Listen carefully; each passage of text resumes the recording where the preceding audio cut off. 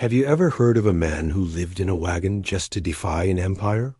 It sounds like something out of a storybook, but this is the real-life tale of Michał Drzymała, a Polish peasant who became an icon of resistance against Germanization in the early 20th century. Our story begins in the late 19th century, in the region of Greater Poland, which was then part of the German Empire under Prussian rule. This period was known as the Kulturkampf, a time when the German government, led by Chancellor Otto von Bismarck, implemented policies aimed at assimilating its Polish minority. They restricted the use of the Polish language in schools and public offices and made it incredibly difficult for Poles to own land. The goal was clear: to erase Polish identity and culture. This is the world Michał Drzymała was born into in 1857 in the village of Zrauż near Grodzisk Wielkopolski. He was a simple man, a peasant farmer, not a politician or a revolutionary. All he wanted was to own a piece of the land his ancestors had worked for generations and to build a home for his family. In 1904, he finally managed to purchase a plot of land in the village of Podgradowice. He had the money, he had the land, but he ran into a wall of bureaucracy. The Prussian Settlement Commission, an institution specifically created to promote German colonization of Polish lands, refused to grant him the permit to build a permanent house. Under the Prussian building code, any structure that was fixed to the ground for a certain period was considered a permanent dwelling and required a permit. This law was selectively and aggressively used against Poles like Drzymała to prevent them from establishing new homesteads. It was a legal trap designed to force them off their own land. Any other person might have given up, sold the land, and moved on, but not Michał Drzymała. He was frustrated, but he was also clever. He read the law carefully. The law was about permanent structures, about buildings fixed to the ground. So, what if his home wasn't fixed to the ground? What if it could move? And that's when he had his brilliant idea. He bought a circus wagon. Yes, a simple wooden wagon, the kind used by traveling performers. It wasn't much, but it was a home on wheels. He parked it on his plot of land, and he and his family moved in. The local Prussian officials were furious.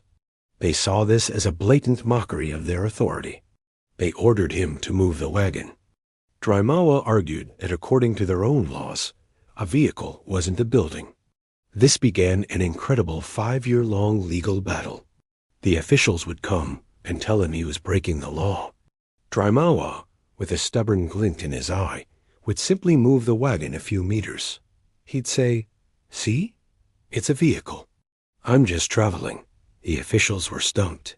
They tried everything. They fined him for not registering his residence. They claimed the wagon was unsanitary. They said the smoke from his stove was a public nuisance.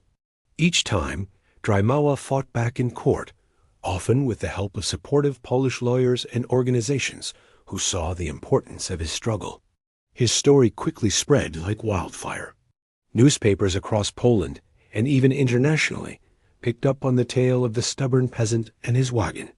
Drzymała became a household name. He wasn't just a farmer fighting for a home. He was a symbol of Polish national resistance.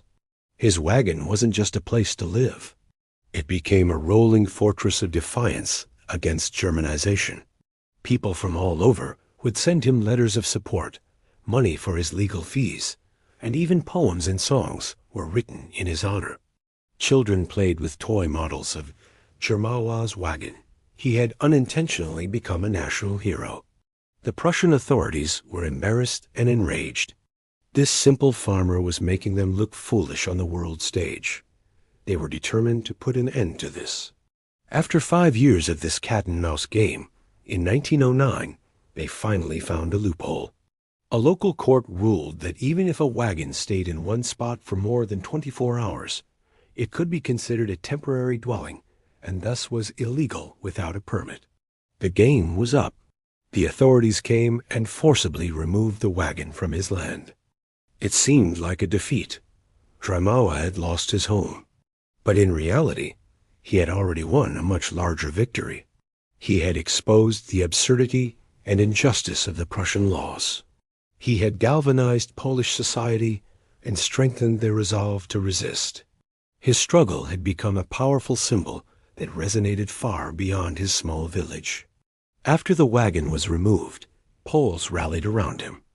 A national committee was formed, and through public fundraising, they collected enough money to buy him a new plot of land just a short distance away in the village of Cegielsko. And on this plot, there was already a house. The Prussian authorities couldn't stop him from buying an existing home. So, Michał Drzymała finally had his permanent house, a victory paid for by the Polish people he had inspired. He lived there for the rest of his life, a respected figure and a living legend. When Poland regained its independence in 1918, the new Polish government honored him.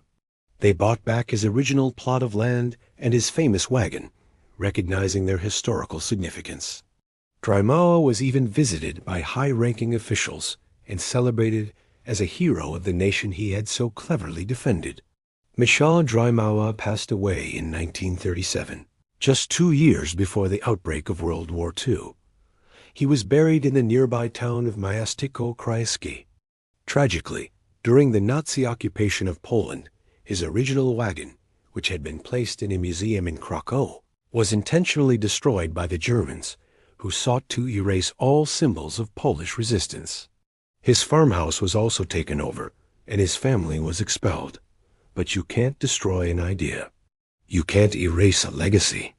After the war, Drzymała's story was taught to every Polish schoolchild.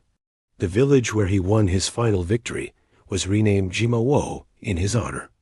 While the original wagon is gone, a replica stands today near his former home, a permanent monument to his temporary residence. The story of Michał Drzymała is more than just a historical anecdote. It's a testament to the power of civil disobedience and the indomitable human spirit. It shows that you don't need to be a soldier or a statesman to fight for your rights and your identity. Sometimes all it takes is a deep understanding of the rules and the courage to use them in unexpected ways. Drzymała used the oppressor's own logic against them, turning a restrictive law into a platform for protest. He proved that even in the face of immense pressure, one person's clever and peaceful resistance can inspire a nation and echo through history. His legacy reminds us that courage and conviction can come in many forms, sometimes even in the form of a simple wooden wagon.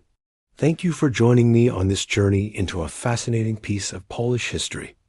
If you enjoyed this story, please give this video a like and subscribe to the channel for more tales of remarkable people from the past.